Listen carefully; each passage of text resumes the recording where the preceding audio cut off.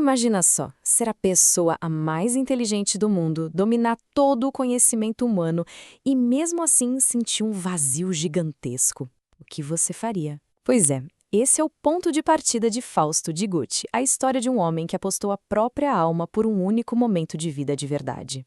Aqui a gente vê o Fausto, no seu escritório, completamente hipnotizado por um símbolo, e dá para sentir o tamanho do desespero dele nessas palavras, né? Ele tá cansado de só ler sobre a vida nos livros. Ele quer mais, ele quer sentir, sentir na pele de verdade. Então vamos lá. Quem é esse tal de Fausto? Bom, pensa num gênio. Não, um gênio absoluto. O cara era mestre em várias áreas, estudou tudo que dava para estudar na época. E o mais doido é que bem no topo, no auge da sabedoria, ele encontra o quê? O desespero. Um desespero total. E, claro, não dá para falar de Fausto sem falar de seu criador, Goethe. Gente, ele passou mais de 60 anos escrevendo essa obra. 60 anos! Não foi algo que ele fez num fim de semana, sabe? Foi o projeto da vida dele. E toda essa dedicação a gente sente na profundidade filosófica da história, em cada linha. Pensa assim, o Fausto escalou o Monte Everest do conhecimento humano. Filosofia, direito, medicina, teologia, ele dominou tudo. Só que, quando chegou lá no topo, em vez de se sentir realizado, ele só viu um vazio, um buraco enorme. No fim das contas, todo aquele saber só serviu para mostrar para ele o quanto ele não entendia nada sobre viver. É aqui que a crise dele explode.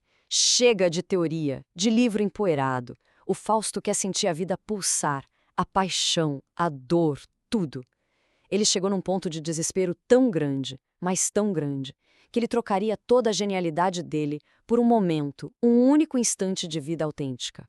E é nesse exato momento, nesse poço de desespero, que o Fausto, digamos, abre a porta para uma força sobrenatural. Uma força que promete dar a ele tudo o que ele sempre quis, mas que vai cobrar um preço. O preço mais alto que se pode imaginar. E essa força tem nome, Mefistófeles. Mas esquece aquela imagem clássica do diabinho de chifre e tridente, tá?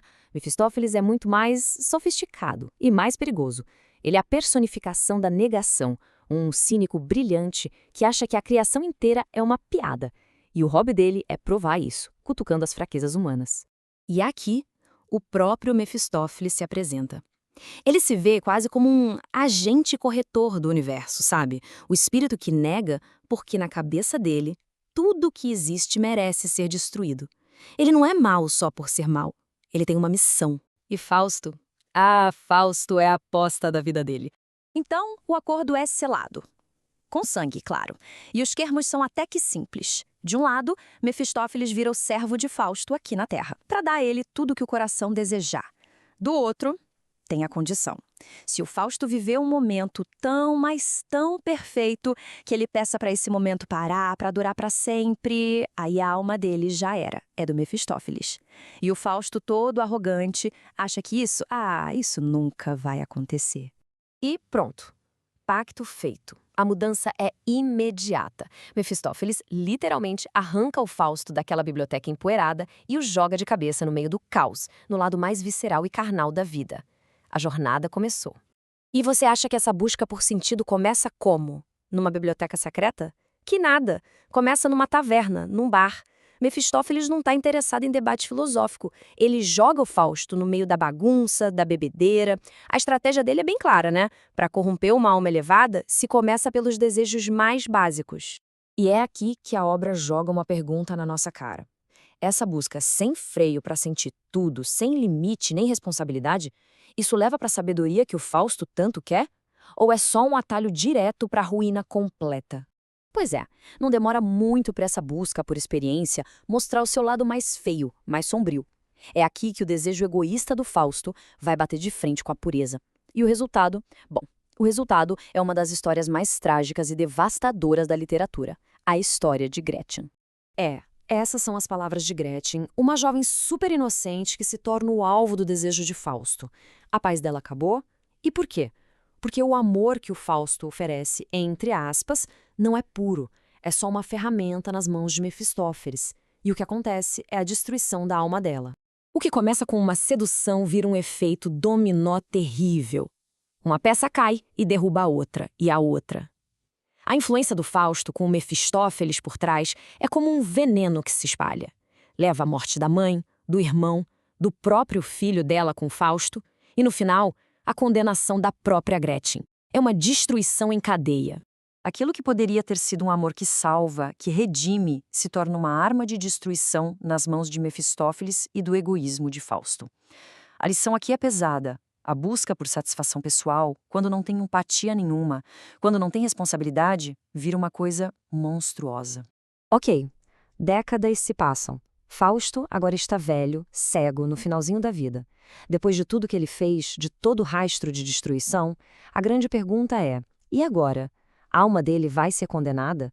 A resposta do Goethe, olha, é surpreendente e polêmica até hoje. Para entender o final, a gente precisa de uma palavrinha alemã streben. Significa basicamente o ato de se esforçar, de lutar sem parar. O Fausto pecou, e muito, mas uma coisa ele nunca foi: passivo. Até o último minuto ele estava ali, tentando construir e criar algo maior que ele mesmo. Essa busca sem descanso é o que define o personagem. E aí chega a hora da cobrança. Mefistófeles aparece, já com o sorriso no rosto, certo da vitória. Mas ele tem uma surpresa. Anjos descem do céu e resgatam a alma de Fausto. E o que eles dizem revela a ideia central do Goethe. O que salva uma pessoa não é ser perfeita, não é não ter pecado. É a luta, é o esforço sem fim, mesmo que cheio de falhas. É isso que leva à redenção. E é assim que a obra termina, nos deixando com uma pergunta que fica martelando na cabeça. Essa busca incansável do Fausto, esse esforço todo. Isso é o bastante para absolvê-lo da dor e da ruína que ele causou? O Goethe parece sugerir que sim. Mas a questão, com toda a sua complexidade moral, fica no ar, para cada um de nós pensar.